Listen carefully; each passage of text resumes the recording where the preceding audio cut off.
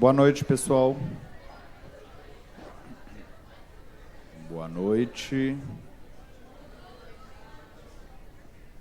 Boa noite, bem-vindas todos e todos. Antes de iniciar, eu vou passar a palavra para a professora Ana, que ela quer dar um anúncio aqui. Boa noite, pessoal. Eu estou aqui em nome da Pastoral, da PUC, da Praça da Liberdade, para falar para vocês, né, da pastoral, que eu não sei se todo mundo sabe que a gente tem essa pastoral que funciona, que tem uma missão de promover um espaço de aproximação, acolhida, encontro, partilha e celebração da vida. A pastoral está inserida na dinâmica da comunidade acadêmica e ela organiza projetos que estão atentos aos valores da promoção da vida. Né? Ela está localizada aqui no prédio 3, né, o prédio do PIC, deixa eu ver, acho que terceiro andar, no quarto andar, no prédio 3, quarto andar, e ele tem um atendimento aos alunos todos os dias, de 9 às 19 horas, tá?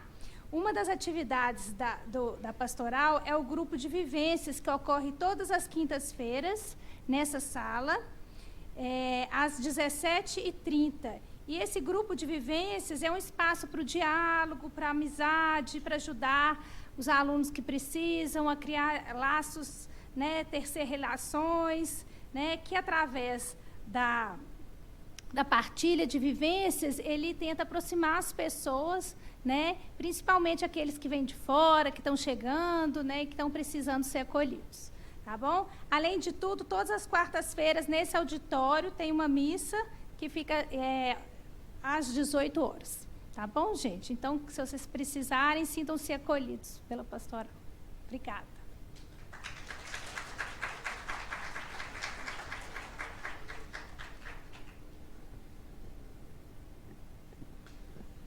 Bom, então, boa noite mais uma vez a todos e todas e bem-vindos.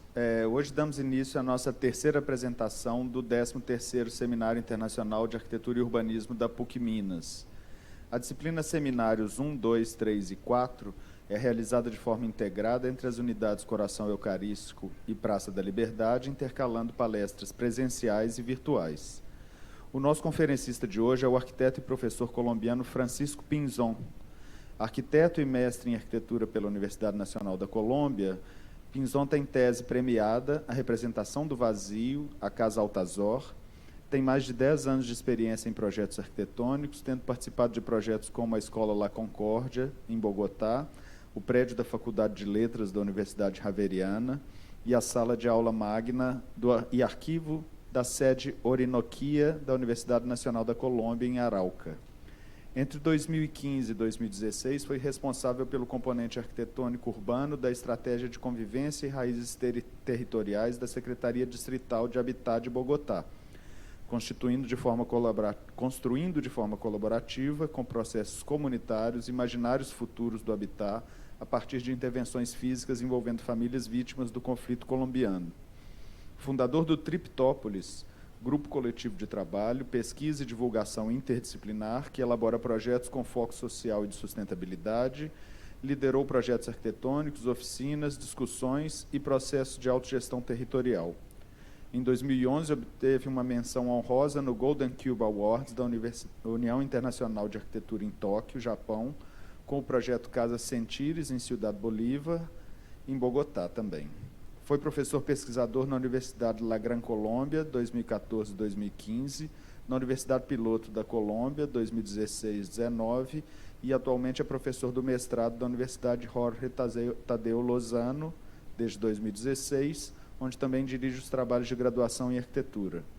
Agradecemos novamente a participação do professor Francisco e passamos a palavra a ele. Boa apresentação. Bem-vindo, Francisco.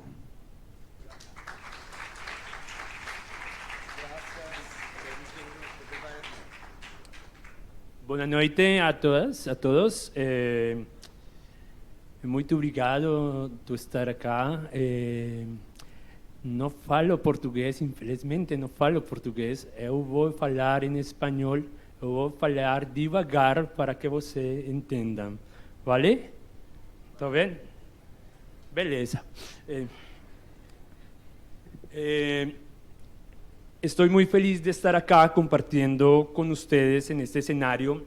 Agradezco la invitación de la PUC Minas Gerais a este evento que nos hace reflexionar sobre el sur global.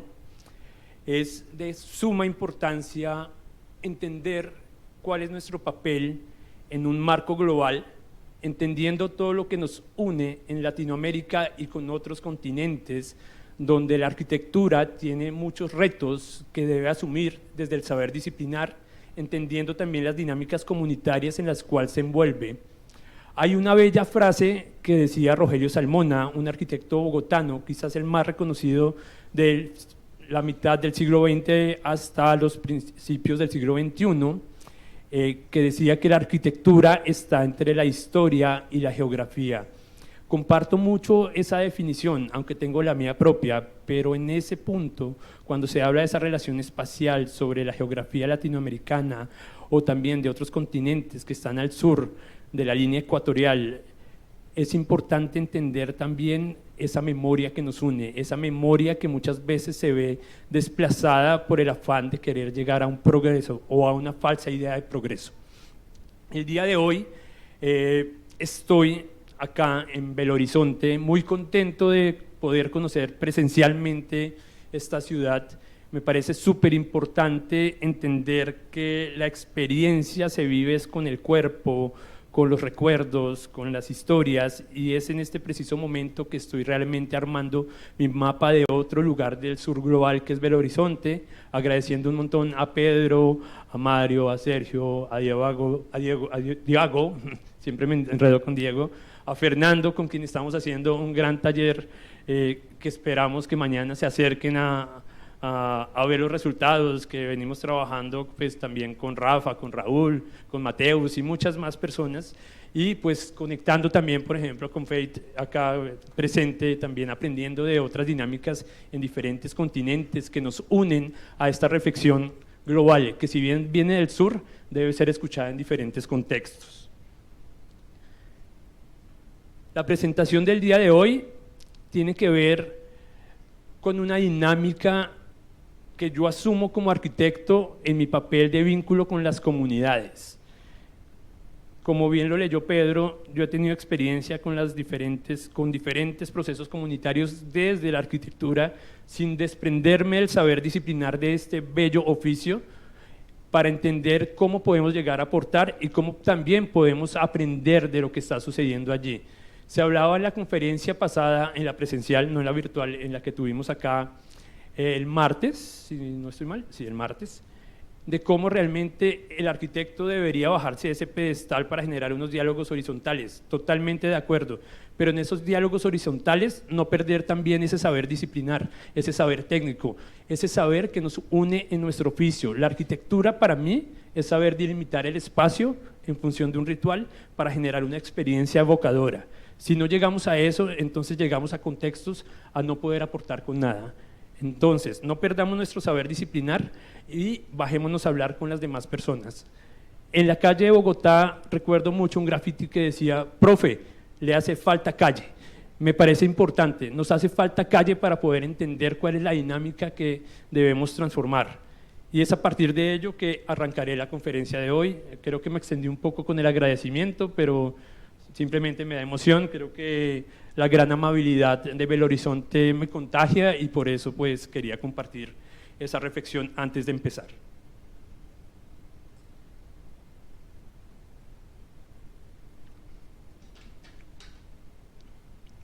Para empezar esta charla, quiero arrancar con un epígrafe de Italo Calvino de Las ciudades invisibles, que dice: las ciudades, como los sueños, están construidas de deseos y de miedos, aunque el hilo de su discurso sea secreto, sus reglas absurdas, sus perspectivas engañosas y toda cosa esconda a otra. El afán mercantil de las actuales sociedades urbanizadas ha dejado de lado la reflexión sobre la dignidad espacial. Las dinámicas de planeación urbana son guiadas por premisas cuantitativas que propenden por la eficacia del resultado de la máquina, dejado atrás el pensamiento, la deliberación, el diálogo y la ejecución consensuada de propuestas que busquen el bienestar colectivo. La ciudad ha dejado de ser la utopía que queríamos buscar para el goce de la vida y la exaltación del espíritu, para volverse en un mecanismo cohibidor que por medio de la cotidianidad sistematizada sacrifica las libertades y el bienestar de quienes la habitamos.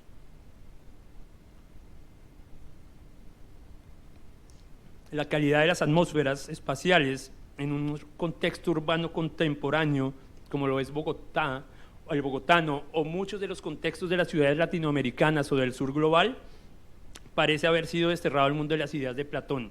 Allá se quedó abandonado, mientras que en la realidad tangible de los territorios, de las comunidades, se sigue promoviendo la ejecución de planes inconclusos de transformación que son guiados solamente por las agendas de corto plazo de los gobiernos de turno.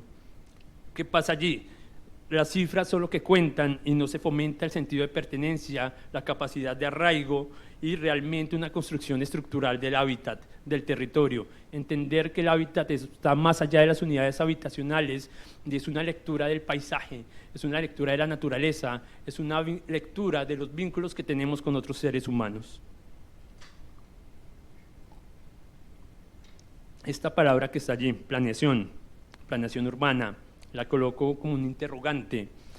No quiere decir que estemos en contra de ello, simplemente que la cuestionemos, porque a veces mediáticamente, muchas veces nos hacen sentir que cuando se habla de planeación, estamos hablando de algo bien hecho, pero no olvidemos que los grandes errores de la humanidad han sido planeados con premeditación. Es importante entender que muchas veces estas líneas pueden estar articuladas a intereses particulares que empiezan a dejar de atrás ese interés colectivo sobre la ciudad. Planes de mejoramiento de infraestructura de espacio público que niegan tanto el encuentro entre las personas como el reconocimiento y el cuidado de la naturaleza. Sistemas de transporte masivo colapsados que además de contaminar fueron planeados a partir de cifras y estándares de eficiencia, más no de funcionar para percibir, conectar y gozar las actividades que vivimos día a día en la ciudad. Las viviendas dejaron de ser hogares, entendiendo el hogar como ese fuego que nos convoca a la comunión, a la unión, a lo colectivo, y se volvieron en cárceles voluntarias donde nos escondemos para empezar a resguardarnos, y mientras que afuera creemos que como arte de magia se va a construir esa falsa ilusión de seguridad, pero esa falsa ilusión de seguridad puede conllevar también a dinámicas violentas. Todo ello es la suma de todos esos elementos o directrices de una ciudad que carece de diálogos transdisciplinares y que nos dejaron en el olvido. Bienvenidos al siglo XXI, a la Bogotá del siglo XXI, bienvenidos a la ciudad del siglo XXI, del sur global, pero no solamente de allí, también en el norte pasa esto. Vemos ejemplos como en Detroit, en Estados Unidos, los Detroiters, un montón de comunidades que también generan un grito para ver de otra manera la manera como se gestionan las piezas urbanas, los encuentros, la ciudad, y la manera como desde la arquitectura y el arte se generan reflexiones para poder transformarlas. Entender la arquitectura como un acto poético y a la vez político, y entender el arte como un acto creativo, pero también de reflexión y manifestación, es parte de la tarea que tenemos para poder llegar a trabajar en conjunto y poder generar dinámicas de cambio en lo que pasa acá. Todo este desastre, como toda realidad, tiene disyuntivas. Las disyuntivas son contradicciones sanas que se convierten en actos de resistencia, actos que abren un umbral a la construcción del territorio desde los saberes, desde los afectos, y también empezando a buscar el goce de la vida, el encuentro o el reencuentro con la naturaleza y el espíritu, volver a conectarnos dentro de esa dinámica que nos unía en el pasado para poder trabajar en conjunto sobre el gran hogar, sobre la ciudad, no como un elemento, como una máquina, no como una eficacia, no como la máquina eficaz, sino como ese elemento que nos conlleva a pensar que podemos generar dinámicas mucho más amigables, saludables, y que busquen o propendan por la tranquilidad de la vida. Para mí, en todos los discursos, el elemento de la tranquilidad es importante.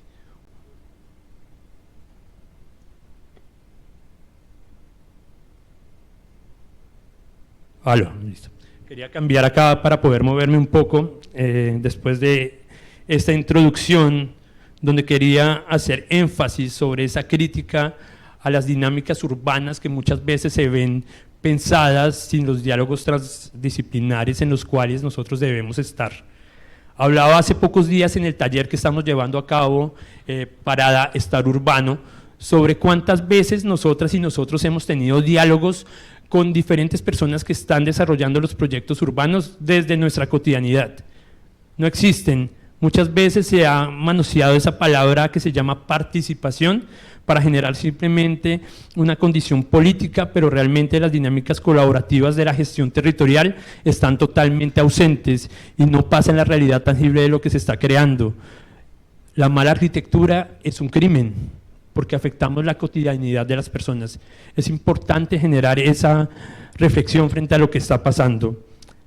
El día de hoy los voy a invitar a que viajen conmigo o a que entren conmigo a uno de los procesos en los cuales he venido participando y que quizás algunos ya conocen de una previa presentación que hice virtual, pero que acá se va a desligar un poco hacia el final para ver cómo esos hilos de los procesos comunitarios también nutren el ejercicio profesional como arquitectos.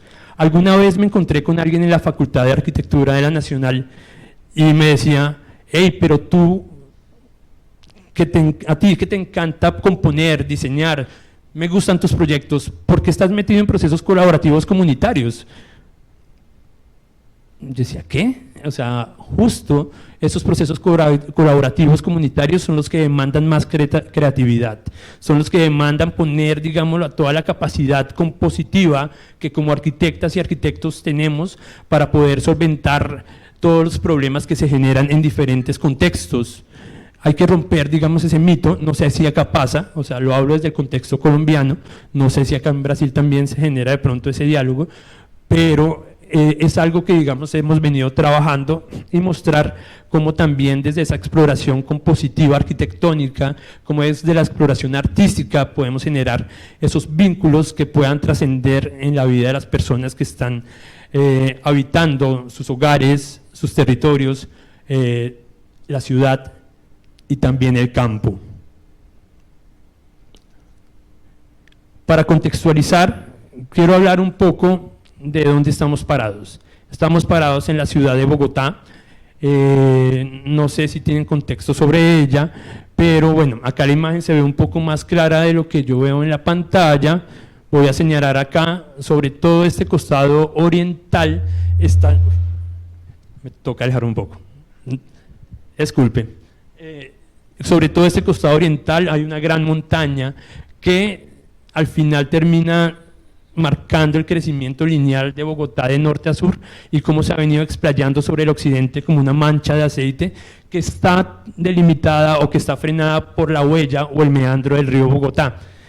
El barrio Armenia, el barrio La Macarena y Teusaquillo, barrios centrales, están ubicados sobre esta parte entre la mancha naranja y la mancha azul, cerca de la avenida Caracas y la calle 26. Ya les explicaré un poco más cómo es ese emplazamiento. Sin embargo, para mí entender algo viene desde la experiencia. Me gustaría llevarlos a que entendieran qué es la montaña en la ciudad de Bogotá, pero pues por ahora traigo esta representación, hacer presente lo que está ausente. Esta es una fotografía desde el centro de la ciudad, donde vemos el telón de fondo de los cerros orientales que marcan una presencia también en la experiencia.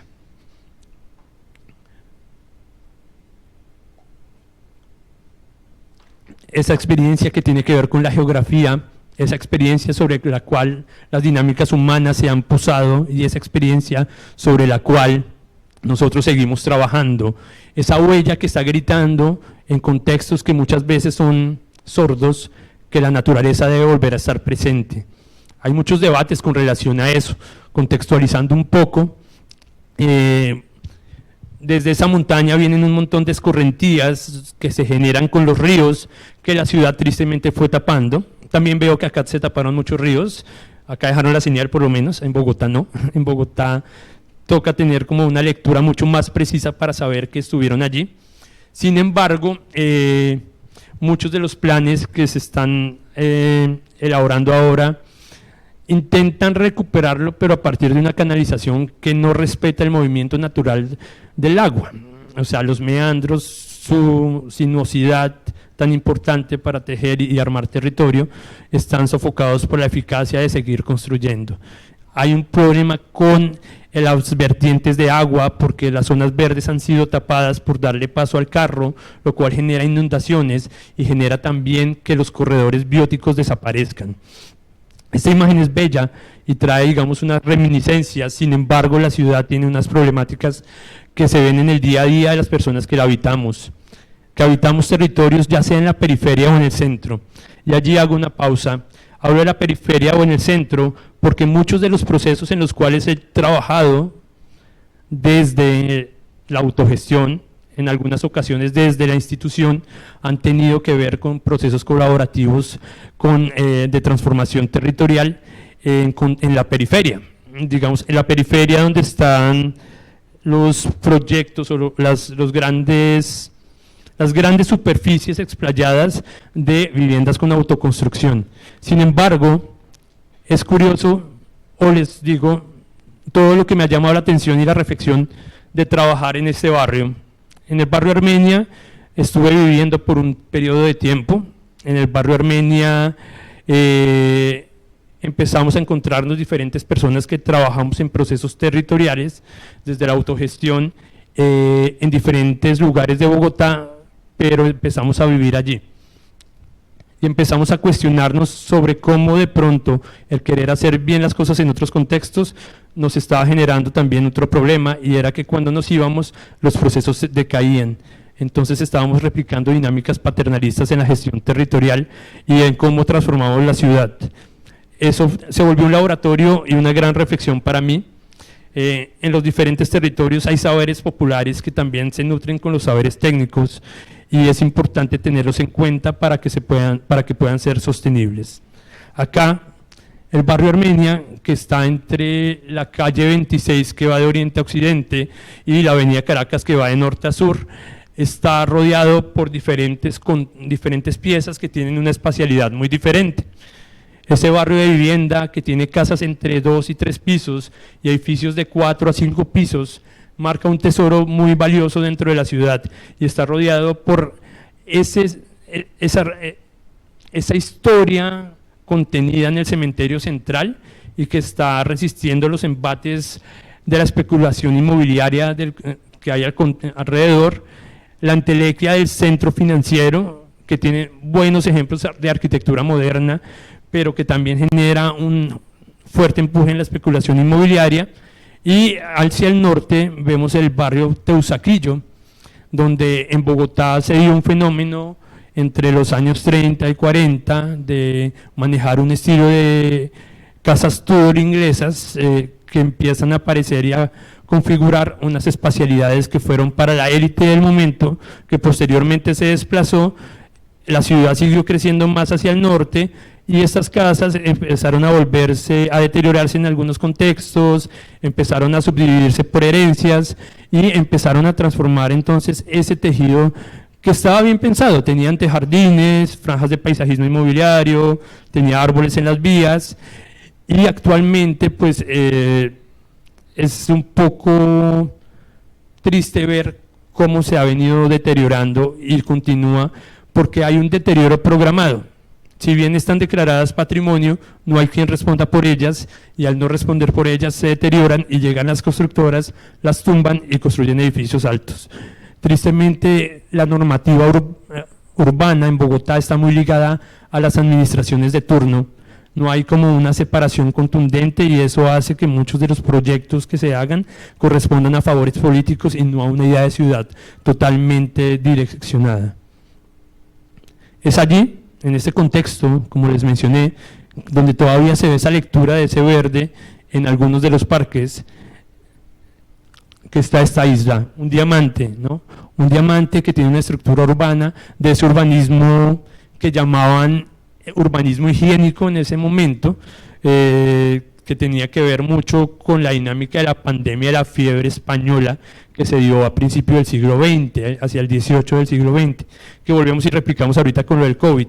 Hubo una reflexión sobre la dinámica de habitabilidad en la ciudad, y fue allí que muchas de las personas que vivían en el centro lo abandonaron y empezaron a irse a esas nuevas urbanizaciones que se dieron más hacia el norte. Lo curioso del barrio Armenia es que esta pieza fue de las últimas en urbanizarse, por lo que quedaba cerca del cementerio central. Las personas no querían hacerse al lado del cementerio, entonces creció hacia el norte, y cuando ya no había mucho suelo hacia el norte, se volvió. Entonces es una urbanización de los años 40, donde hay muchos ejemplos de arquitectura moderna, un eclecticismo bastante fuerte, marcado, y como les comenté, ya hacia principios del siglo XX empieza pues a verse ese deterioro programado, pobreza oculta, que uno creería que siempre todo está funcionando mal en la periferia, pero también está funcionando mal, digámoslo así, en una zona central de la ciudad. Es ese contexto donde aparece una comunidad, un encuentro con diferentes personas que tienen intereses en común, o tenemos intereses en común, y empezamos a encontrarnos para pensar el territorio de otra manera, para ver las dinámicas territoriales desde la acción urbana que puede enriquecer la cotidianidad de las personas.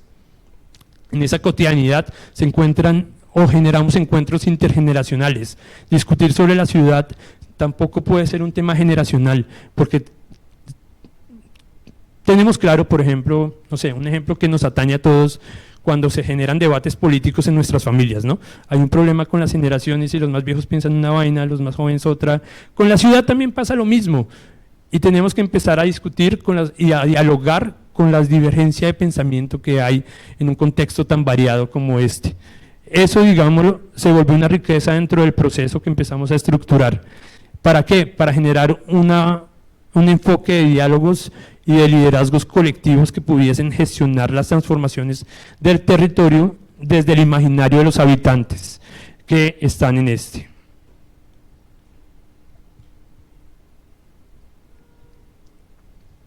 Ese reconocimiento de la diversidad no solamente está en los diálogos. Entender un territorio es entender las iniciativas que se dan en este.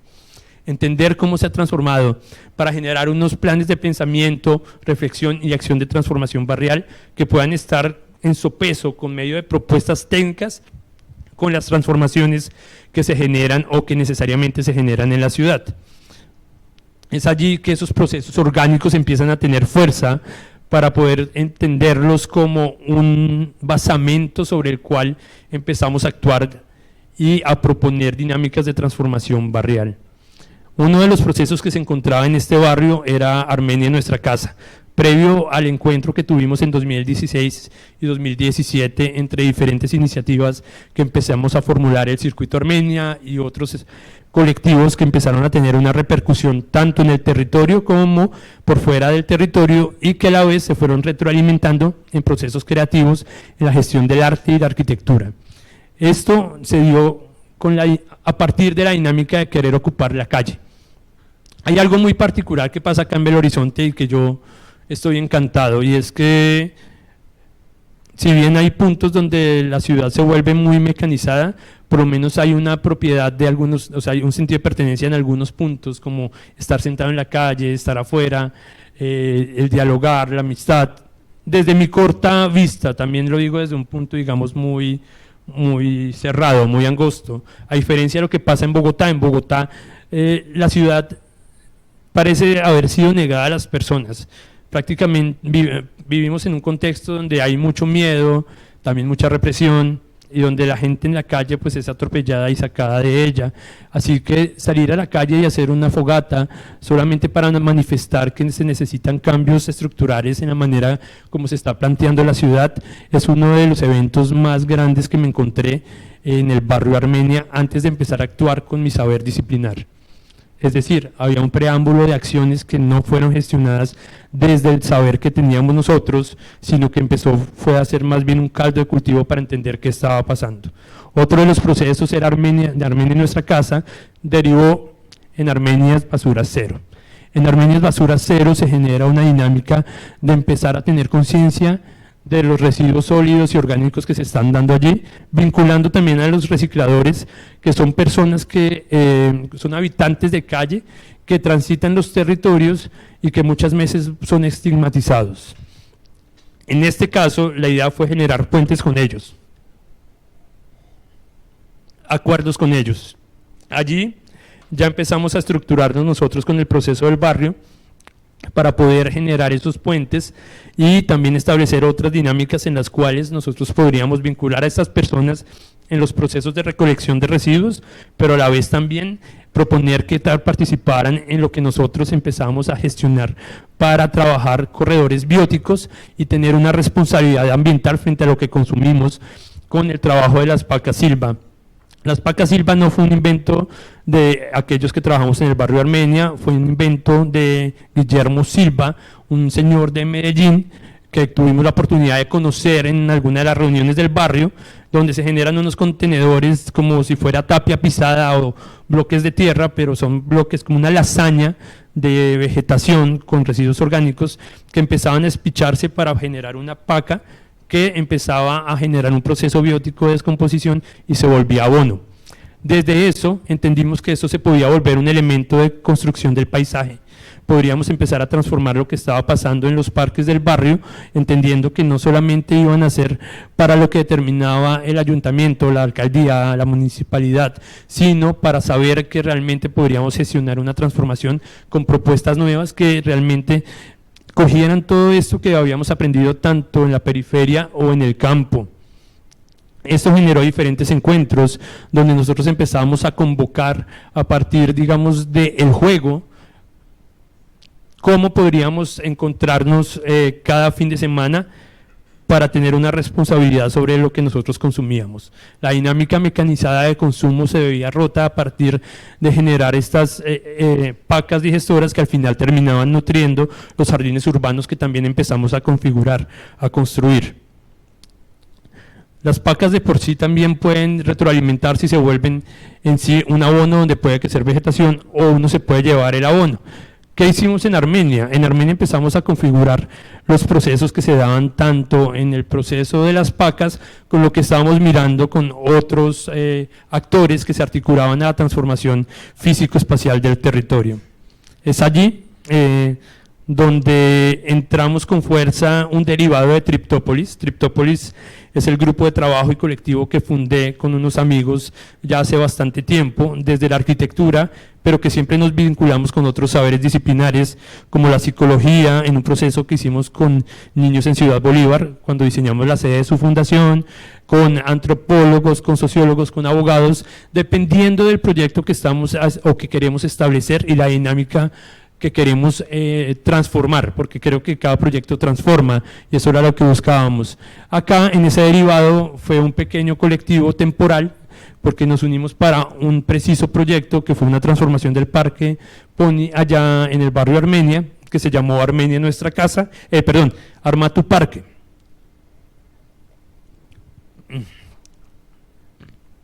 Tengo la garganta un poco seca, disculparán si estoy a cada rato tomando agua, pero ha sido la dinámica de este viaje. Entonces, en Armenia, en Arma tu Parque, otra vez, nos vinculamos entre arquitectos y artistas para generar un corredor sobre el cual las personas pudiesen colocar sus ideas. Como vieron anteriormente, había un tendedero de ideas sobre el cual las personas colocaban cuáles eran sus recuerdos, un ejercicio de memoria frente a un barrio que ya tenía, digamos, un olvido frente a lo que había pasado, también qué se quería transformar y de qué manera, y por qué, si bien en la infraestructura, digamos, en la infraestructura de espacio público se ve un barrio bien consolidado, había una carencia de la dinámica del espacio público. Es muy diferente decir infraestructura de espacio público a espacio público. Yo lo veo de la siguiente manera: la infraestructura es el adoquín, el andén, la parte física, pero el espacio, al final de cuentas, como yo lo entiendo, se configura a partir de las relaciones del cuerpo con otros cuerpos. Si no hay relaciones entre seres en la infraestructura del espacio público, si no nos conectamos, si no dialogamos, si no generamos dinámicas de encuentro, de contemplación, ¿sí?, de asombro, realmente no hay construcción de espacio público. Y eso era lo que veíamos. Y a partir de esa información nos sentábamos a dialogar, ¿sí?, incluso un diálogo interespecies ahí con un perro que se asomó y puso también su opinión dentro de lo que veníamos transformando, para generar encuentros en la calle. A partir de la comida, A partir de una chocolatada o a partir de un encuentro de dibujo empezamos a generar esos debates para empezar a proponer qué se debería transformar en el barrio. ¿Qué fue lo primero que encontramos? Uno de los corredores que había allí, la carrera 15, fue uno de los que era más arborizado en los años 70, bueno, desde los 40 hasta los 70. En los 70, por el auge del carro y por la búsqueda de parqueaderos, todos los árboles fueron talados y se buscó generar una superficie dura para parquear y se perdió ese corredor biótico que conectaba el barrio Armenia con los árboles del cementerio central y hacia el norte con el parque Teusaquillo. Esto se volvió una idea que se volvía utópica, era un tejido utópico que la gente decía, pero ¿cómo vamos a llevar esto a cabo? La alcaldía nunca nos va a escuchar, nunca lo hace. ¿Cómo vamos a hacerlo si realmente no tenemos la conexión allí? Y están priorizando otras cosas. Allí fue que nosotros empezamos a decir, bueno, tenemos que hacerlo. Sabemos que acá ya hay una dinámica consolidada y es el centro de la ciudad, que es muy diferente a la periferia. Las dinámicas de autoconstrucción en las periferias urbanas de Bogotá son algo del día al día, o sea, toda esa parte de la ciudad se ha construido así, pero eso no pasa en el centro y las transformaciones entonces no se dan y se generan esos deterioros programados que van más allá en función de la gentrificación y la especulación inmobiliaria. ¿Qué generamos nosotros? Una dinámica de empezar a tener en cuenta un plan de acción de gran escala, pero que pudiese de pronto empezarse a trabajar con pequeñas acciones que empezaran a darse, que empezaran a motivar que ese corredor sobre la carrera 15, que es esta, que conectaba al Parque Pony y que podía también llegar a conectar con el Parque Armenia, que es el central que hay en el barrio, empezar a hacerlo. Generamos unas mesas de trabajo en la calle, a reunirnos, como si estuviéramos parados en la sala de nuestra casa. Algo que me pareció muy bonito en el taller que estamos haciendo esta semana en Parada, Estar Urbano, era que decían desde la ciudad del asombro a lo provocativo hasta la ciudad casa y de fiesta. Eso me pareció tan bello porque realmente empezamos a tener noción de que la ciudad nos pertenece. Hay una dinámica del derecho a la ciudad que a veces pensamos que no tenemos incidencia y que no debemos tenerla y que ya nos acostumbraron a que simplemente tenemos permiso de pasar por ahí, pero nosotros solamente podemos hacer lo que queramos en nuestra casa. Es como si nos hubieran entrenado muy bien, ¿sí? Y es algo que, digamos, empezamos a replicar en el sur global de las malas dinámicas que se generaron en el norte, porque ese problema de esas ciudades mecanizadas generan un montón de depresión, de ansiedad, un montón de elementos, sí, o sea, son sociedades que realmente no están satisfaciendo el espíritu y el gozo del alma, y es allí que nosotros empezamos a proponer acciones puntuales desde instalaciones artísticas efímeras que generaran una reflexión mucho más permanente, mucho más a largo plazo. Es donde genera, y es así que hicimos la inauguración del umbral de la reconciliación con una primera intervención que fue marcar una de las entradas al barrio para poder generar un punto de encuentro donde todas las personas tenían el imaginario de lo peligroso, de el robo, de la violencia. Y con esa acción empezamos a tejer no solamente lo que pasaba en Arma tu Parque, sino con otros procesos. Una acción que se volvía una dinámica para generar una reflexión que se volvía una dinámica para generar una nueva acción. Quiero hacer énfasis en eso porque cuando trabajamos con reflexiones que se van a largo plazo, se puede dibujar el impulso de transformar realmente lo que está pasando. Hacer una transformación de esta envergadura necesitaría un montón de permisos que realmente no nos podrían llegar a dar en esa parte de la ciudad. Pero llevarla a cabo de una manera contundente tampoco era viable económicamente con lo que teníamos o lo que sí podíamos llegar a conseguir, así que generamos esta estrategia de tener un gran plan como generar la recuperación de un corredor biótico y con pequeñas acciones puntuales temporales empezar a transformar lo que se estaba dando. Es así que empezamos también otro de los procesos y de los proyectos que se estructuraron dentro del plan de acción, que fueron las siembras de la carrera 15. Estas siembras de la carrera 15 fueron proyectos autogestivos, donde nos fuimos a las calles recuperando la lectura del trazado original del barrio, íbamos al archivo, a las aerofotografías, recuperábamos todos esos argumentos que eran legítimos para recuperar realmente ese corredor verde y poder estructurar unas intervenciones autogestivas, pero muy bien hechas, autogestivas y técnicamente viables. Allí es donde nosotros empezamos a generar diálogos también de saberes. Si bien nosotros podríamos tomar medidas, plantear cómo podría ser el borde de lo que se iba a sembrar, etcétera, aprendíamos de cómo se sembraba con otras vecinas y otros vecinos. Es allí que los aprendizajes se daban desde la acción, desde el encuentro en la casa. Las casas de los vecinos del barrio no se abrían nunca para los demás. En este proceso todos empezamos a conocer las casas de los otros. Empezaron a invitarnos a la sala, yo invitaba a la sala. Esta reunión fue en mi apartamento de ese momento, donde invité a las vecinas y a los vecinos que en ese momento hasta ahora nos estábamos conociendo y que actualmente somos muy buenas amigas y amigos.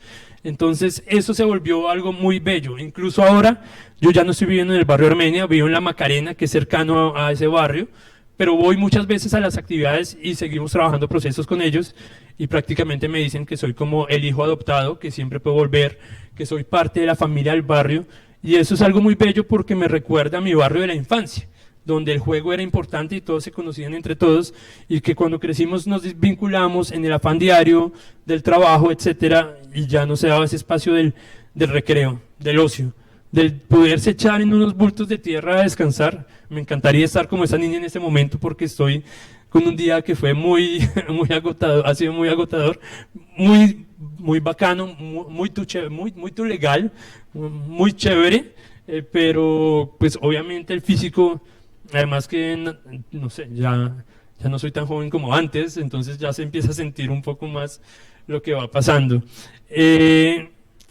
Las herramientas que utilizamos pues son las mismas que también ustedes ya han tenido o vienen adquiriendo. Por un lado, digamos, el tema de generar un detalle técnico, hacíamos un corte del detalle, éramos bastante juiciosos con eso. Para una reunión con otras vecinas y vecinos, hacíamos pequeñas intervenciones en Photoshop para poder transmitir qué era lo que se iba a pasar, y en otros casos pues generamos otro tipo de ilustración para llamar más la atención a las personas que podrían estar pasando allí, y nos íbamos rotando, ¿sí? A veces esta ilustración la hice yo para una de las siembras, en otra la hizo una médica, y desafortunadamente ese archivo se me perdió porque era brutal, era muy buena. Entonces y la gente se empezaba a desligar de su saber, digámoslo así, que le certificaba un cartón, y el saber tenía que ver más con lo que le impulsaba, y eso era muy bello porque entonces empezábamos a generar un reconocimiento de las otras, de los otros, no solamente en la acción sino en la producción. Sí, o sea, justamente hoy estamos en una actividad de producción y ahí se generan unos lazos muy bellos de entender cómo nosotros estamos pensando la acción. Ir a comprar las plantas, ir a encontrarse y traer la tierra, pensar qué se va a comer, generar campañas de expectativa, en las campañas de expectativa vincular también a las personas que querían dar comida, tomarse la calle y hacer que el vecino más conservador, Enrique, él siempre nos miraba con malos ojos y decía que esos anarquistas que están haciendo de todo en el barrio no están contribuyendo a nada. Cuando vio las 3 primeras siembras, dijo, quiero participar. Y ya ven que se emocionó participando. O sea, ahora él es uno de los que es más activo en lo que trabaja. Él es muy activista en la protección de los inmuebles patrimoniales. Hemos aprendido mucho de él y él también pues se retroalimenta de lo que hemos venido construyendo. Esos encuentros que se vuelven a manera de minga, un compartir en la calle, desde la siembra, desde la música, desde el goce, desde empezar a tener, digámoslo así, esas exploraciones técnicas para poder hacer, ¿sí? Uno aprende arquitectura haciendo, y acá había un doble camino de aprendizaje que me nutrió a mí y que me sigue nutriendo, y era por un lado el pensar cómo podría ser una transformación a nivel clásico, sentarme, dibujar, llevar a las reuniones un detalle, cómo podría verse, discutirlo con otras personas, tanto arquitectas como no arquitectas, pero también el saber del hacer, ¿no? de la materialidad, de lo áptico, eso tan importante que muchas veces en la arquitectura hemos venido perdiendo, ¿no? El hacer con las manos en diferentes escalas y con diferentes generaciones. No sé, no es que esclavizáramos niños, o sea, los niños se metían ahí a jugar, ¿no? O sea, los niños eran felices jugando con las acciones que veníamos haciendo, y pues se daba este tipo, digamos, de intervenciones donde aparecían detalles técnicos que también se vinculaban con intervenciones artísticas. Esta fue una de las campañas de expectativas que hacíamos de la siembra, donde colocábamos la fecha de cuando se iba a hacer y dibujábamos un patrón. En este caso lo dibujaron dos artistas venezolanos que vivían en el barrio, una pareja que buscaron oportunidades en Colombia, no les fue bien, ahorita están en Portugal, les está yendo súper bien, y generaron, digamos, y a partir de su trabajo con el arte, generaron, digamos, una dinámica de especulación que llamó mucho la atención, y que al final se daba este tipo de transformaciones. Esa carrera 15 antes no tenía un solo árbol, y cuando empezamos a ver lo que los decretos, la normativa traía allí, empezamos a encontrar toda la información que se volvía argumento para poder transformar lo que se estaba dando allí. Desde el plano original, del trazado original, en el archivo de planos, pido disculpas porque el plano no se ve bien allá, les juro que acá sí se ve bien, pero se ve claramente en esto que estoy marcando acá arriba, que en el trazado original se veía como el arbolado era importante para configurar el perfil urbano. Eso desapareció, los árboles empezaron a ir. Esa imagen que aparece abajo, ese esquema del corte, es como debería ser. Pero tristemente en los años 70, haciendo una investigación con aerofotografías, nos dimos cuenta que desaparecieron. En esta, que es del año 53, vemos como todo el corredor tenía árboles, estaba arbolizado, estaba teniendo una atmósfera espacial que era bastante agradable. Luego fue pasando el tiempo, hacia el 67 los árboles empezaron a desaparecer, y ya, digamos, encontramos también fotos de archivos de las personas del barrio que mostraban que las franjas verdes estaban, y con el tiempo se fue desdibujando hasta no estar.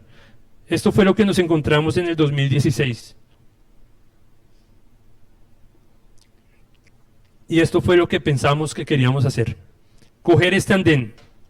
Esta es la carrera 15, ya se ha transformado, afortunadamente. Y esto fue lo que empezamos a decir. Hagamos una acción puntual para generar otra, y que fueran replicables hasta poder transformar y cambiar la lectura de lo que se daba en el barrio. Eso trae que no solamente unas atmósferas espaciales en función del ser humano, sino también la recreación de corredores bióticos, donde la fauna que había en el territorio empieza a aparecer de nuevo. No solamente nosotros éramos los que nos reuníamos, sino también los animales volvieron a aparecer, los pájaros, y empezaron a generarse esas dinámicas de paisajes sonoros que se habían perdido anteriormente. Dentro de esa dinámica aparece también un circuito cultural y de arte.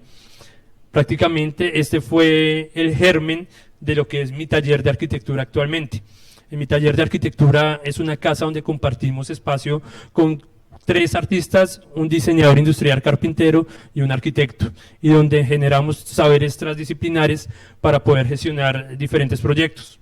Hay proyectos que son solamente de arquitectura, por ejemplo, una remodelación de un apartamento, el diseño de una casa, etcétera, y yo lo asumo desde mi saber disciplinar. Pero hay momentos donde podemos hacer intervenciones urbanas en conjunto y empezamos a retroalimentar, digámoslo así, lo que está pasando. Ese encuentro, que se llamó Circuito Armenia, generó una dinámica del derecho a la ciudad desde el arte, no como un bien de consumo, sino como un bien de reflexión social. Y es así que empezamos a salir a la calle, empezar a entender qué eran los afectos en la comunidad, qué era la diversidad de los barrios, de los habitantes del territorio, cuáles eran esos componentes sociales, ambientales, educativos, culturales y de bienestar, para poder empezar a ampliar el nivel de participación de quienes estaban. En la primera versión que hicimos habían 19 actividades de espacios vecinales, y luego ya en espacio público 8. y fue creciendo exponencialmente en la medida que veníamos armando otros circuitos. Eso generó una red de procesos autogestivos dentro del barrio que empezó a darle una fuerza política también al territorio. Acá no sé cómo. Un poco una muestra de lo que se da en esos circuitos es esto. No hay sonido, pasó algo con el sonido del computador. Allá.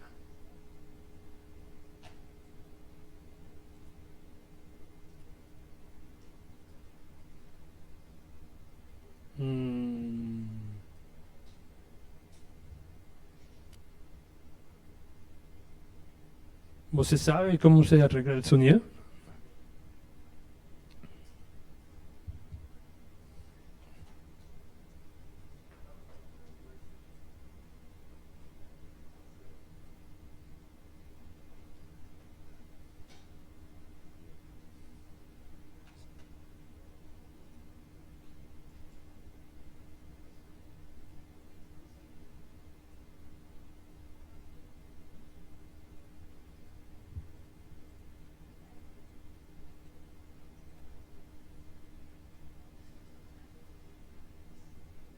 Al principio. Sí.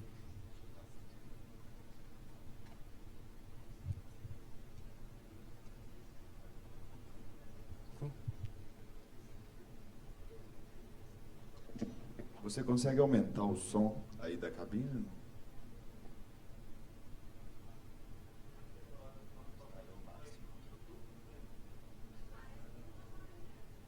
Ya había probado.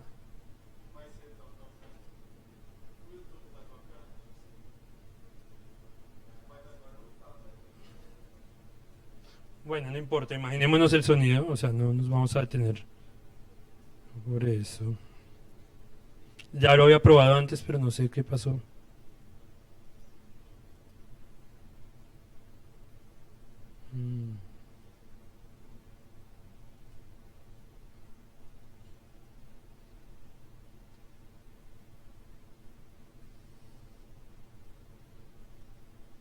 Bueno, va a ser un poco raro, pero sin sonido, pero un poco se ven las dinámicas de lo que pasaba o de lo que empezamos a articular en el circuito Armenia, con los procesos desde artistas, desde productores locales, vinculando a diferentes generaciones, entendiendo un poco, digamos, que la dinámica de la ciudad era un espacio y un tablero para la transformación desde el sentido de apropiación, desde las dinámicas también de transformación, el espacio de debate, de baile y también un espacio para el juego, para la música y para la diversidad de expresiones que podían darse, para romper también, digámoslo así, el estigma que se podía generar en diferentes contextos, entendiendo que muchas veces una ciudad como lo es la bogotana puede de pronto encerrarse en estigmas. Eso es un poco una ventana a lo que podríamos haber dicho y pensado en el circuito Armenia. Más adelante les hablaré sobre esa intervención que aparece allí presente. ¿Qué fue pasando con eso? Nos fuimos reuniendo y el proceso del circuito se volvió un articulador entre los diferentes procesos que se daban en el barrio. Ese articulador empezó a ser muy fuerte y empezamos a proponer entonces ya unas intervenciones mucho más contundentes, como el umbral de la reconciliación que les mencioné anteriormente, con esa instalación a manera de puerta que daba la bienvenida al barrio. Empezamos a entender que las acciones en territorio, las intervenciones deberían darse a corto plazo, a mediano plazo y a largo plazo. A corto plazo son las acciones que empezamos a llevar de inmediato, como la pintura, la intervención de la siembra, la instalación, los eventos, las reuniones, entre otras. Para esto voy a intentar a ver si este sí corre mejor. No, pido disculpas, lo siento. Sí, ahí ya se sale de mis manos, o sea, no sé qué pasó, pero bueno. Las siembras se generaron también como un espacio del encuentro para poder debatir sobre las dinámicas ambientales el arte y la memoria. La memoria es importante en el proceso porque, como ustedes sabrán, y si no, pues lo recalco, pues nuestra sociedad colombiana viene de un conflicto armado muy fuerte, y ese conflicto ha tenido una repercusión también violenta con diferentes víctimas que son activistas ambientales, activistas sociales, que simplemente estaban reclamando el derecho al buen vivir. Y este fue un homenaje que se llamaba Reexistencia, un poco haciendo presente a las personas que ya no están, que fueron asesinadas en sus territorios, y también haciendo un llamado a que se colocara atención sobre las desapariciones forzadas. Esto también se vinculaba pues también a un espacio de sanación desde la pintura, desde el arte, donde nos encontrábamos para poder intervenir, pintar y generar una dinámica del color que se diera, digamos, a manera de pensarnos diferente, de cambiar.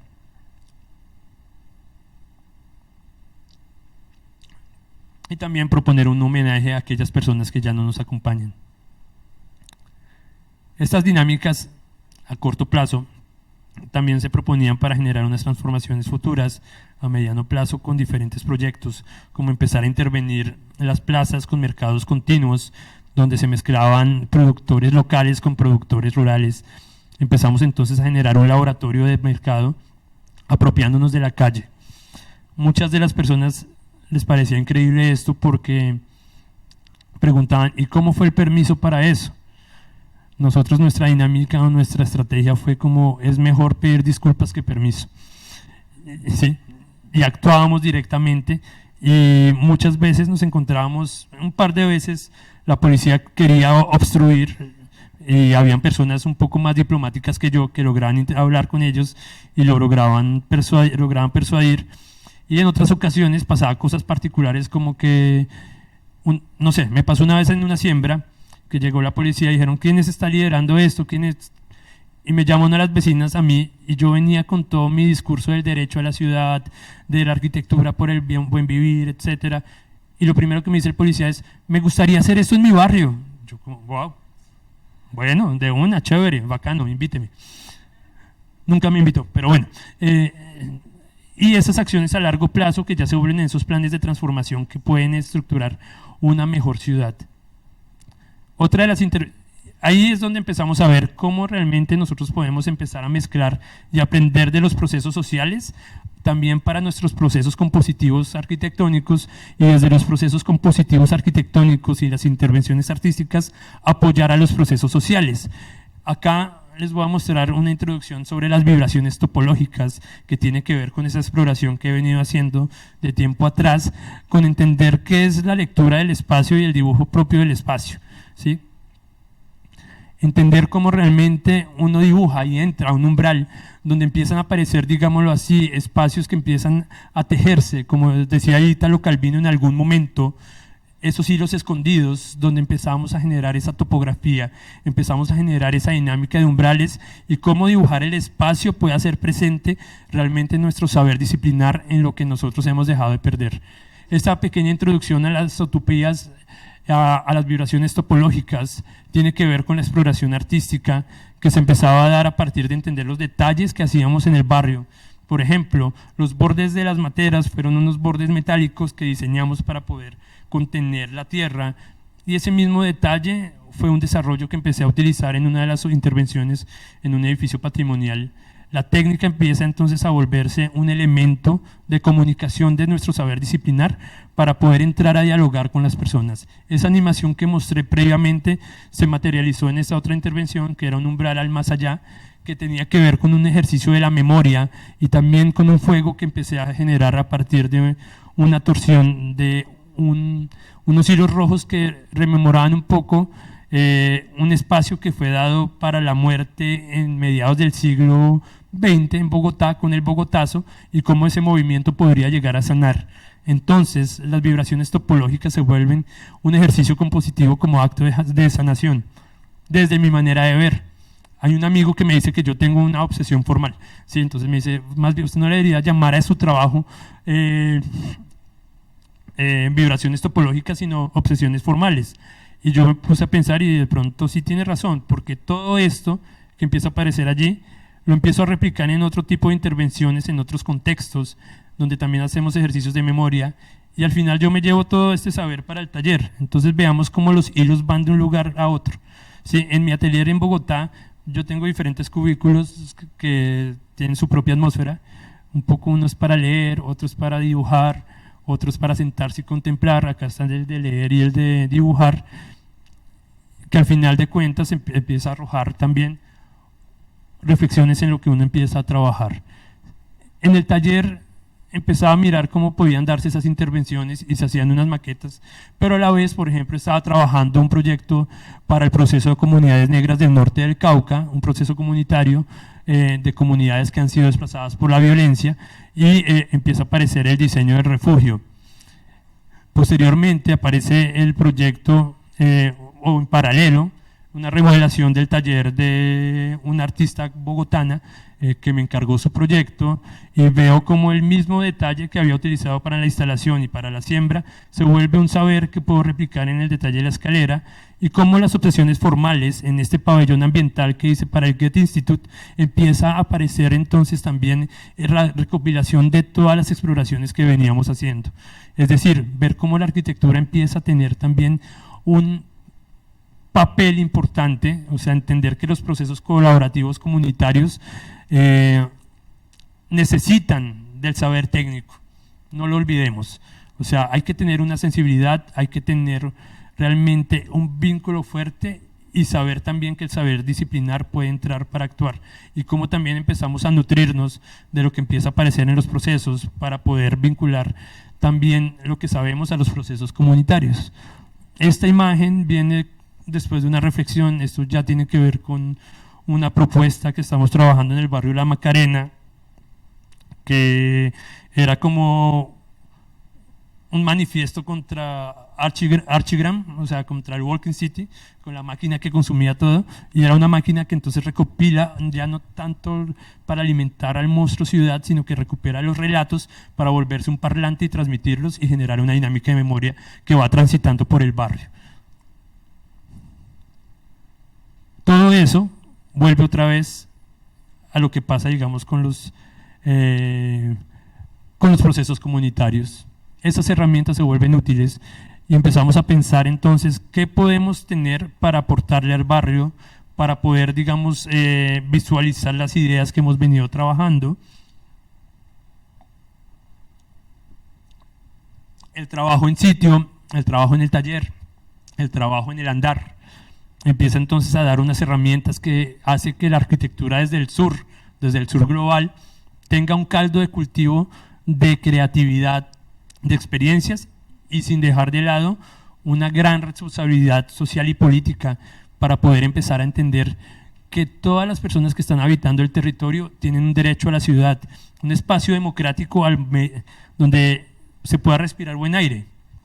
Cuando hacíamos lo de las siembras, hablábamos justamente de eso, de cómo podríamos generar un espacio democrático en el simplemente salir de la casa y tener contacto con un árbol. Eso no pasa en todas las casas, muchas veces está segregado para ello.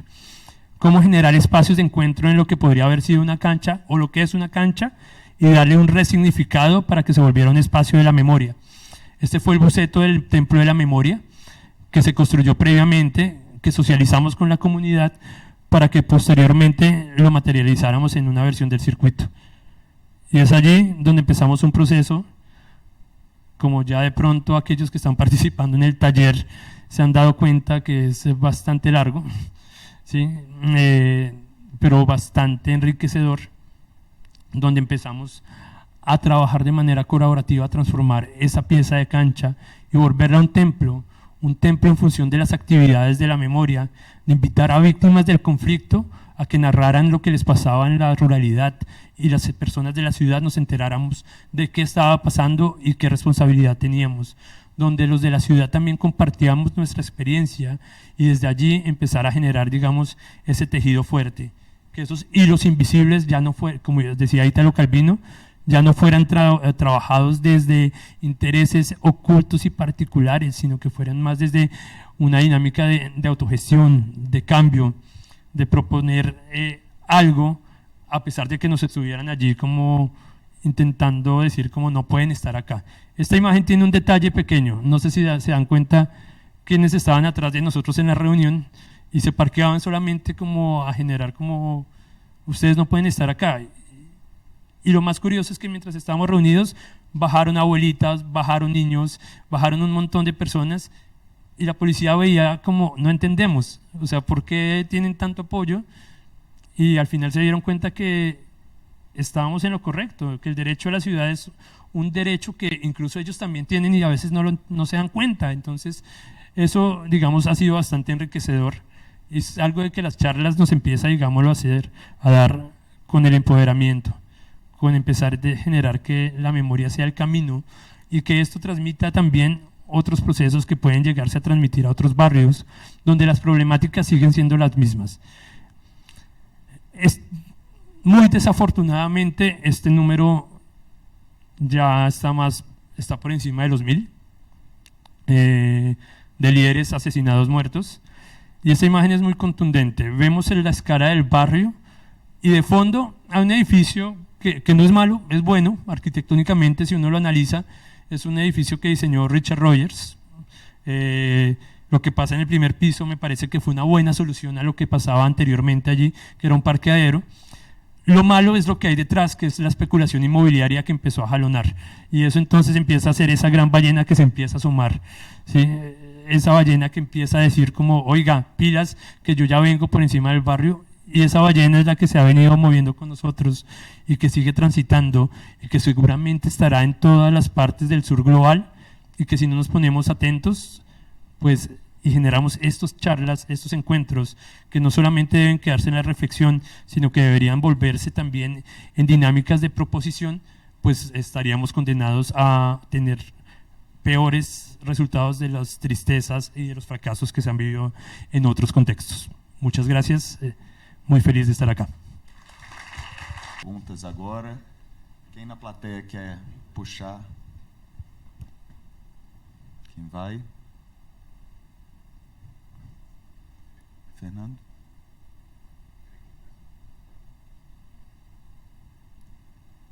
Sérgio, você ajuda a gente com o microfone aqui? Podem levantar a mão, gente, deixa a timidez de lado. Imagino que está cheio de gente curiosa aí com a fala do professor Francisco.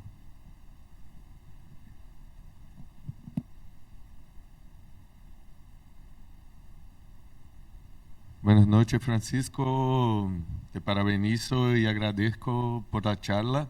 Como dijo Pedro, para mí genial y bastante inspiradora.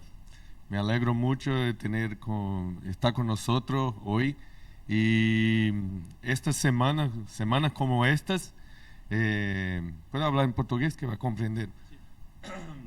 Então, semanas como essa, para mim, que justificam o ofício de ser professor, o ofício de acreditar na construção de conhecimento, esse ofício que é acreditar em construir cidade, né? Em construir cidade, entendendo a cidade como nossa casa, como lugar de estar. Então, semanas assim e encontros como esse são extremamente enriquecedores e além de agradáveis, né, reconfortantes, da gente lembrar por que a gente faz esse corre todo, né? Então, obrigado mais uma vez, porque assim revigora a nossa esperança. E aí eu queria lembrar assim algumas palavras que me fazem ficar realmente feliz assim com essa oportunidade. Agradecer também a FEI, que abriu lindamente a semana, né? Não podemos agradecer presencialmente a palestra de ontem, mas a FEI, muito obrigado, que abriu nossa discussão do Sul Global e essa discussão nossa sobre a cidade a partir de um olhar que não é o olhar da baleia, né? Da baleia que chega e aproveita toda essa discussão, e aí quando tudo está começando a ficar lindo, ela vem, opa, aqui está lindo, deixa eu dominar esse lugar, né? Então, depois eu queria que você falasse sobre essa baleia que você termina, la ballena. Entonces, pero antes, la palabra, porque cuando empieza hablando de tranquilidad, que primero, tranquilidad es muy importante. Y es difícil para nosotros, a veces tenemos tranquilidad en este espacio, que está lleno de coche, que está lleno de bachena, que está cheio dos prédios, da especulação imobiliária e dessa pressão do trabalhar para viver, para correr, para não viver a cidade, simplesmente para a gente se conectar de um ponto fechado a outro ponto fechado, né? Então, acho muito interessante quando você fala da tranquilidade e tranquilidade para navegar nas dinâmicas urbanas, né? Então, traz a gente para essa reflexão do jogo, jogar com a cidade, tecer redes, né? Então, você traz as redes. E aí a gente começa a se conectar, né? Mas que rede eu estou tecendo? Me conecto de um ponto a outro, mas e com o Pedro aqui? E com o Diogo ali embaixo? E com o meu colega que está na porta da sala, né? E aí ele fala das conexões e conhecer as casas. E eu tive a oportunidade de conhecer algumas casas essa semana, junto com o Francisco. Então a gente descobriu aqui que onde vai ter a nossa intervenção urbana, a parada, o estar. Começamos com o estar urbano, depois a gente falou estar na cidade, que é a ideia de ser uma sala de estar aqui na cidade, né? A gente descobriu um ateliê de um artista fantástico aqui. Acabei de esquecer o nome dele, Marcos. Daqui a pouco eu lembro, eu olho aqui. E você chega lá no ateliê dele, a gente foi convidar, e de repente a gente descobriu que tem um subsolo, e tinha várias pessoas lá embaixo pintando. E ele trabalha com arte terapia, e é aqui, vizinho da gente, e vai estar aqui na parada. Conhecemos a dona, que é arquiteta também de uma loja de plantas, né? Então, assim, o bairro começa a se abrir também a partir dessas dinâmicas. E aí a gente fala das crianças, de gerar esses laços, né? De fazer com as mãos, né? E como que isso é diferente, né? E aí, o processo de fazer com a mão é muito interessante. E aí eu reforço para vocês, esse fazer com as mãos é estar aqui agora, né? E gostar das palestras presenciais, e quando tem a chance de participar dos ateliês, participar dos ateliês. É outro aprendizado, é outra escala. A palestra online ela é muito boa, o ateliê online é muito bom, mas ele não te dá escala, ele não dá vivência, ele não suja ou limpa a mão, né? Não dá rua, que aí ele começou a palestra com a calha, né? Ou a caixa, ou a calha, né? Que o ateliê virtual ele não dá a calha, né? E falta para a gente essa calha. E aí, para não seguir muito mais nos elogios e nas reflexões, né? Você fala da forma, do tecido, das relações, e aí eu queria continuar dali. Como que você acha que a gente pode refletir sobre, como podemos reflexionar e refletir sobre essas dinâmicas urbanas, e como te parece que podemos fazer para não empezamos a deixar este espaço chévere, legal, e depois que está chévere, viene la especulación y se apropia de estas relaciones y ahí hace toda la gentrificación y todo el proceso. ¿Sabe decir algo? No sé. Bueno, gracias por las palabras, Fernando. Voy a arrancar con lo último porque fue mucha información y abre como un espacio. Sí, voy a arrancar con esa pregunta. Sí, es algo que toca coger con mucha delicadeza. Hay un Fernando, un personaje que conocí ya hace bastantes años. Él está terminando su tesis de doctorado en la UNAM de México y hablábamos en Bogotá un poco sobre cómo el arte se vuelve la punta de lanza de los procesos de gentrificación. Entonces, claro, ahí es donde el arte, no todo arte tiene el mismo papel y hay que saber tener una postura frente a eso, frente a lo que se hace, tanto desde el arte o las intervenciones urbanas para marcar un espacio. Puede ser un arma de doble filo, lo que dice Fernando es muy cierto, o sea, eso pasa, o sea, muchos de los procesos artísticos llegan, generan el campo, abonan el campo y no para la comunidad, sino para los especuladores y para los procesos de gentrificación. Y entonces es allí donde creo que el punto de partida es generar diálogos. Sí, Fernando hablaba de que conocimos unas personas recientes acá.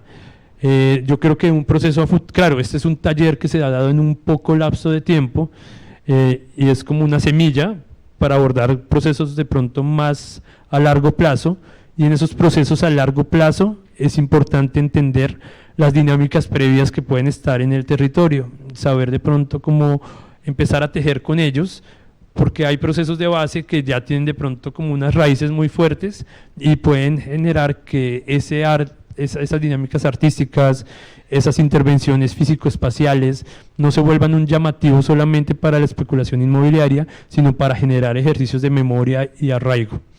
Entonces creo que para mí esto es una reflexión que yo no hablo a partir de una certeza, o sea, entre cada vez que hago algo, menos certezas tengo. Y veo que, y yo me he cuestionado mucho, o sea, cuál ha sido mi papel en otros contextos donde he intervenido, pero no he podido estar porque no puedo irme a vivir a todos los lugares. Y de pronto, esa ha sido mi postura ahora, de que los procesos que hago los hago es en mi cotidianidad, o sea, he vuelto a mi cotidianidad, he vuelto a mi refugio para poder entender cómo hacerlo desde mi vida diaria y hacer que, digamos, esta arma de doble filo, o poder tener la estrategia de conocer cómo esta arma de doble filo no me puede afectar a mí ni a las comunidades donde estoy interviniendo, con procesos, por ejemplo, de especulación inmobiliaria o gentrificación. Entonces, es allí donde el papel del arte, no como bien de consumo, sino como elemento de reflexión social, tiene un papel fundamental. Y ahí voy a tejer con algo de lo primero, de lo que mencionó primero Fernando, y es el porqué de las ballenas. O sea, ese Photoshop de las ballenas tiene un trasfondo muy fuerte. No solamente fue una bella ballena que quise colocar en ese collage encima de los edificios para manifestar que algo pasaba, sino que que algo pasaba tiene que ver con un homenaje que hice a un artista de la modernidad colombiana, Fernando Salamea, que él hacía una crítica a la clase política colocando ballenas en la Plaza de Bolívar. La Plaza Bolívar es la plaza principal de gobierno en Bogotá, y lo que yo pensaba era, esas ballenas no se han ido, esas ballenas siguen ahí ocultas y lo que debemos hacer es verlas. O sea, detrás de esos edificios donde estaba la ballena no había ningún edificio alto, pero yo me quedé mirando y era desde la ventana del apartamento de una amiga al horizonte y dije, uff, con lo que están haciendo ahorita con el plan centro, el paisaje y el skyline va a cambiar y la iluminación de los que están viviendo acá se va a ir al carajo, va a ser súper mala. Y esa fue la inspiración de la ballena. Entonces, por un lado había un contexto, digámoslo, de memoria, de homenaje, de una reflexión técnica frente a las dinámicas de transformación urbana, y también una manera de saber utilizar los medios gráficos para llamar la atención de otros y generar, digamos, este tipo de preguntas. Y ha funcionado porque cuando yo pegué eso en pósters en el barrio, mucha gente preguntó qué era la ballena, y empezamos a generar diálogos frente a lo que estaba pasando en el plan centro de Bogotá.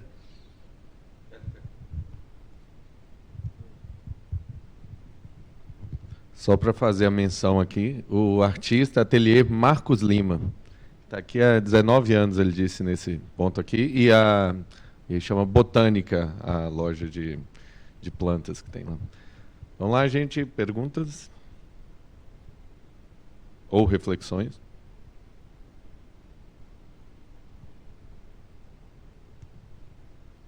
Muchas gracias, Francisco.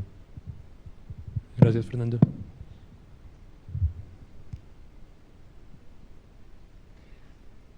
Hola Francisco, buenas noches, muchas gracias. Tu charla es esencial para nosotros y mi duda es, ¿de dónde viene el dinero? ¿Cómo se construyen eso? ¿Cómo es? Muy buena pregunta. Muchas veces los procesos autogestivos están organizados por ONG, o sea, organizadas no, buscan financiación, digamos, en nuestro caso quisimos generar un piloto de autogestivo también de financiación, y procuramos fue generar, no sé cómo se llama acá en Brasil, en Colombia le decimos vaca, una vaquiña con la vecindad, y empezamos a generar eso y era muy bello porque en la medida que las vecinas y los vecinos aportaban, se sentían más cómplices y empezaban a cuidar lo que se estaba haciendo. Entonces fue la estrategia de la vaquiña que funcionó muy bien hasta cierta escala. Ya cuando pensamos en proyectos de gran escala, entonces también entendemos que debemos generar una estrategia de articulación con las entidades distritales. Entonces, ¿qué ha pasado? Nosotros hacíamos esas intervenciones sin permiso, con vaquiña, y muchas veces empezaron a llegar a las instituciones. En principio querían decir como no se haga, espere. Una vez le iban a colocar un comparendo a un amigo porque entregó su ID, su cédula, y lo citaron, y cuando lo citaron hicimos una red de apoyo y llegamos nuestro barrio y como 7 barrios más, como 200 personas a recibir el comparendo todos, y al final lo que se generó fue una mesa de trabajo con la alcaldía y no colocaron el comparendo, y se generó una dinámica también de que empezaran a cuidar ciertos puntos de los parques. Entonces ya la vaquiña iba para otra cosa y no para intervenciones más grandes. No estigmatizo los otros tipos de apoyos, creo que son válidos, y hay personas que saben gestionarlos y trabajar de esa manera. Creo que se pueden llegar a combinar, digamos, esos tipos de apoyo. Yo simplemente hablo como fue la experiencia, digamos, en lo que mostré. He trabajado en otros, por ejemplo, proyectos. Hicimos una ampliación de una biblioteca comunitaria conjugando diferentes colectivos de Bogotá, de arquitectura y arte, y la gestión, digamos, y la plata vino del Fondo de Cultura Española, porque había una persona vinculada, era como parte del equipo cultural, y se logró un puente y se logró comprar, digamos, los materiales por ese medio. Entonces también se está abierto a eso, pero no sé si respondí en lo que te pregunté, en lo que tú preguntaste, perdón. Vale, gracias, Sofía.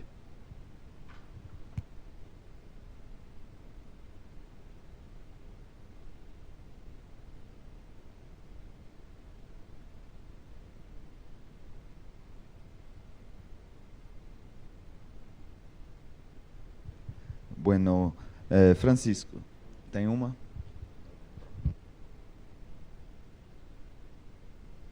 Oi, gente, boa noite. Boa noite, Francisco. Obrigada pela palestra. Foi muito legal. Eu acho assim imprescindível que haja esse tipo de discussão e eu particularmente sou muito interessada. Mas você tocou no assunto, né, você comentou assim que às vezes é melhor pedir desculpa do que pedir permissão para fazer alguma das intervenções. E eu queria entender melhor como que, por exemplo, essas intervenções que quebram o piso, que são mais que mexem mais com a dinâmica de algo que já existe, por exemplo, quebrou a calçada e fez um jardim, se vocês chegam e fazem, como que é isso? Não sei se deu para entender. Era una de las preguntas que tenía yo también. Pregunta, cuando te hacen intervenciones físicamente un poco más pesadas, como abrir un agujero a la calle, hacer un cantero, si te dices que es mejor pedir disculpas que permisión, una vez que se hace esto, ¿cómo lidan con esto? ¿O si piden alguna permisión o no? ¿Cómo funciona? Buena pregunta. La verdad es que lo hemos hecho siempre sin permiso, y hemos tenido suerte.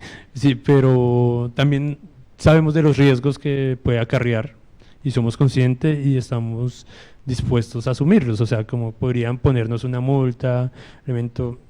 Alguna vez llegó la policía y dijo, tienen que volver a tapar el hueco, y nosotros, pero no tenemos material para taparlo. Y se dio una discusión y empezó a llegar más gente, y al final la gente se cansaron, les tocaba cambio de turno, y fue un poco como una estrategia más desde el diálogo. Otra que fue muy curiosa y fue en esta que les comentaba de la ampliación de la biblioteca comunitaria. Esto fue en San Cristóbal, un barrio en el suroriente de Bogotá, y era la ampliación de una sala que también había sido un proceso de autogestión, pero de los años 70-80, y que habían construido una base en ladrillo y placa de concreto, y arriba hacíamos una intervención con guadua. Era diciembre, Entonces, cuando llegó la policía, nosotros como no sabíamos qué íbamos a decir, y uno de los policías dijo, ¿están haciendo un pesebre? O sea, el del menino Jesús y María, como pesebre. Y nosotros, sí. Y él, bueno, chao.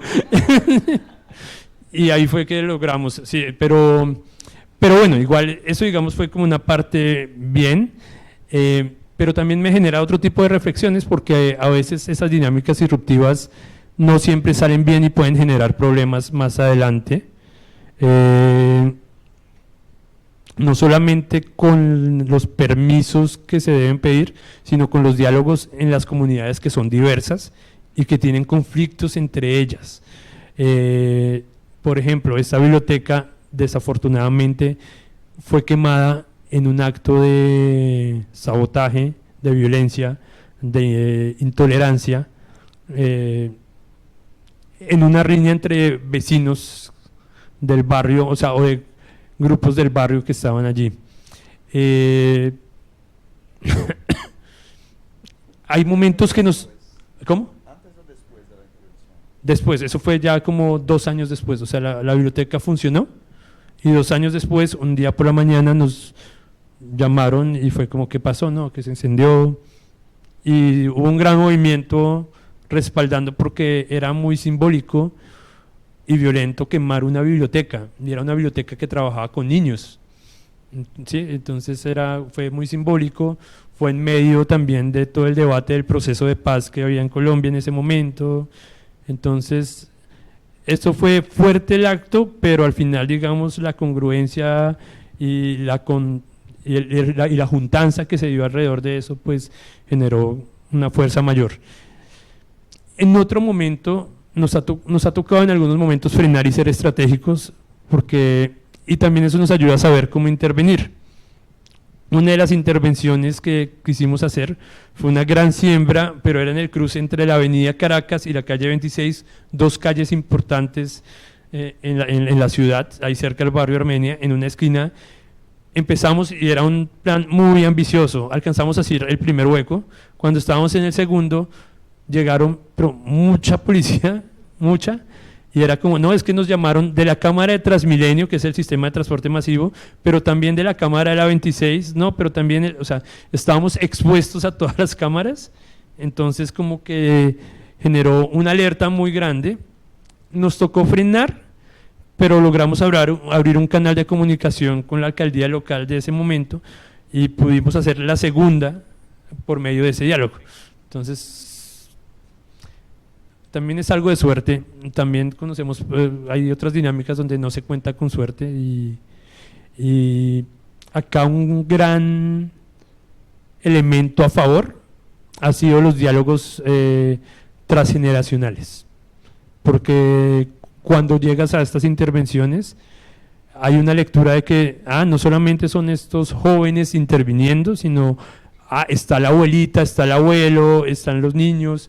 Y eso también como que genera una dinámica de reflexión antes de parar la acción.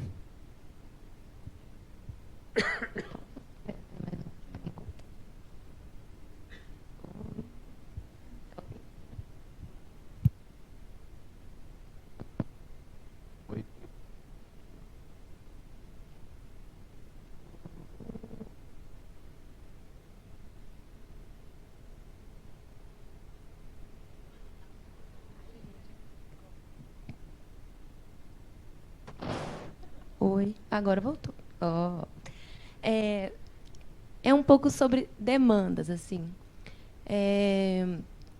Eu imagino que quando vocês encontram, quando às vezes tem alguma intervenção, geram diversas discussões e levantam outras demandas também para entender o que aquele bairro, o que aquela vizinhança tem ali que às vezes a gente não está imaginando. E você que é do bairro, né, é diferente, mas em processos em que você, por exemplo, vai fazer uma intervenção onde você não tem tanto conhecimento, está chegando de fora, como que é esse processo de levantar o que vai ser feito, de conversar com as pessoas, mais sobre essas demandas locais mesmo? creo que entendí y tiene que ver cómo es el proceso de acercamiento a las demandas locales que se dan allí en los territorios, sabiendo que uno está de afuera. Isso. ¿Sí? Isso. Sí, listo. Nada, algo que hablaba en la intervención es que el actuar siempre debe estar sobre procesos que ya existen en los territorios, o es una apuesta buscar previamente esos procesos cuando hay, digamos, cuando los hay. Entonces, esas demandas no las inventamos, sino que nos volvemos un apoyo para visibilizarlas. Esa es, digamos, como la apuesta. Pero, por ejemplo, me tocaron casos particulares cuando trabajé en la estrategia de convivencia y arraigo territorial de la ciudad de Bogotá con víctimas del conflicto colombiano que llegaban a vivir en viviendas, cajas de bocadillo, llamamos nosotros, como seriadas, que eran como unas prisiones, decían ellos mismos. Y era algo muy, muy complejo porque eran víctimas que llegaban de diferentes contextos y era intentar trabajar con una base comunitaria donde todavía no había comunidad. Entonces allí fue un poco, digamos, empezar a generar como diálogos de propósitos comunes y fue muy complejo porque pues todos venían de diferentes contextos, eran víctimas de diferentes actores armados, entonces se generaban también estigmatizaciones y lo que al final se propuso fue llegar como a mesas de acuerdos e intervenir lo que todos estaban de acuerdo y en la intervención, como tú decías, ya se generaba otra nueva otro diálogo y cuando veían que funcionaba pues podría avanzar. Hubo contextos donde no fue exitoso, o sea, y eso también es importante entenderlo y no sentirse frustrado cuando uno hace hay proyectos que salen bien y proyectos que salen mal y esa es la dinámica de la vida, ¿no? O sea, no solamente el oficio de la arquitectura. Y si uno es consciente frente a eso, pues va aprendiendo un poco más a cómo actuar en otra circunstancia. Muito obrigada. De nada.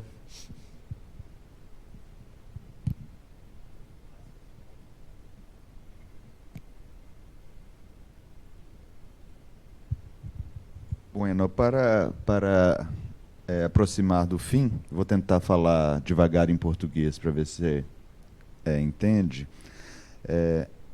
A mim me pareceu muito importante, muito interessante a forma que você começou falando sobre arquitetura como um saber disciplinar, né, de los saberes disciplinares. E acho que isso é algo que eu tento passar muito nas minhas aulas, e acho que todos nós aqui, né, da gente tentar entender a arquitetura como uma caixa de ferramentas muito ampla, de conhecimentos que a gente vai aprimorando e desenvolvendo ao longo da formação, e não como uma coisa que se aprende assim, como que se dobra um papel? Dobrei um papel, aprendi e vou fazer apenas aquilo com aquele conhecimento, ou seja, não é um conhecimento de aplicação específica, né? É algo que a gente vai acumulando saberes e competências e conhecimentos amplos que não precisam necessariamente ser aplicados exatamente da forma que foi ensinado, vamos dizer, dentro da sala de aula. Né? Não é que eu aprendo a fazer uma casa e com isso eu vou fazer uma casa, depois eu aprendo a fazer um prédio vertical e eu só sei fazer aquilo com isso. Né? Entonces la pregunta es un poco, ¿qué dirías tú a los estudiantes sobre cómo construir esta caja de herramientas de un modo amplio a lo largo del proceso de grado de ellos para que se puedan formar arquitectos con una visión de mundo amplia y que sean capaces de actuar para mucho más allá do que simplesmente la técnica o la tarea que les fue enseñado a la escuela. ¿Te comprende? Sí, sobre todo al final, que fue en español, comprendí.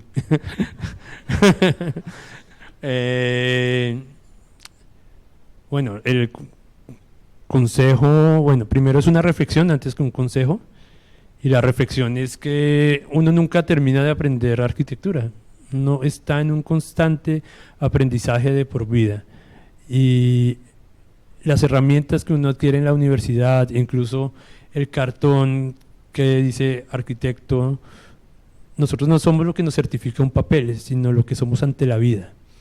y es importante, digamos, para abrirnos puertas y para seguir andando, tener este cartón. Hay personas que optan por no tenerlo y logran también sus cometidos. Esto es una decisión de vida que puede tener cada quien. Lo importante es saber qué quiero hacer yo con el oficio de la arquitectura.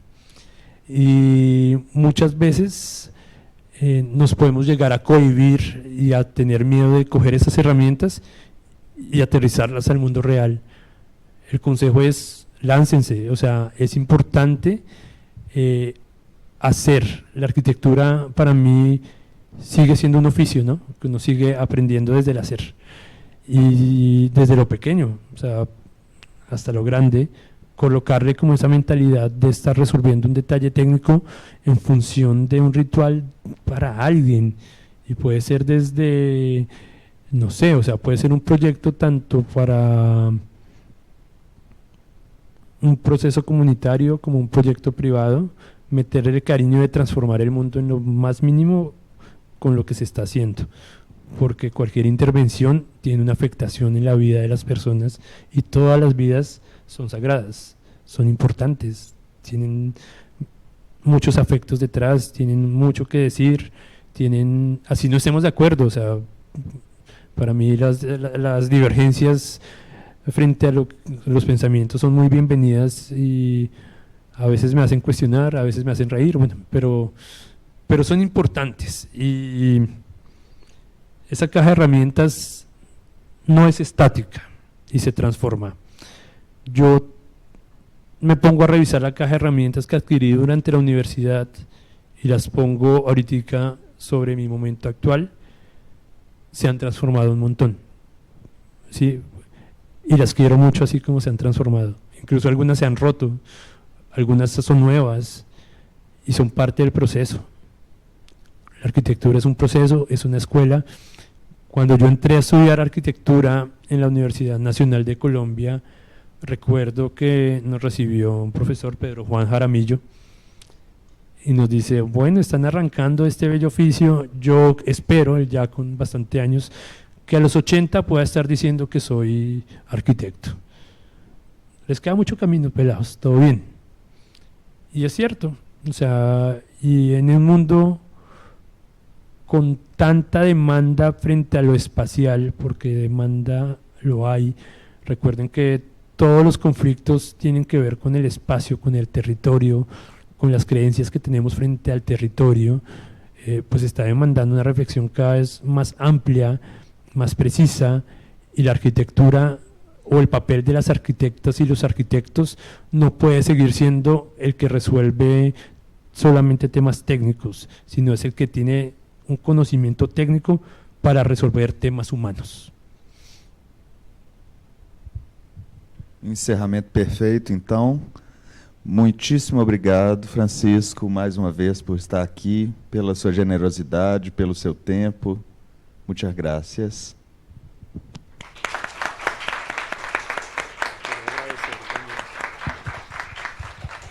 Eu estou muito obrigado com vocês, a las personas que asistiram, também sabendo que hoje jogava al Cruzeiro.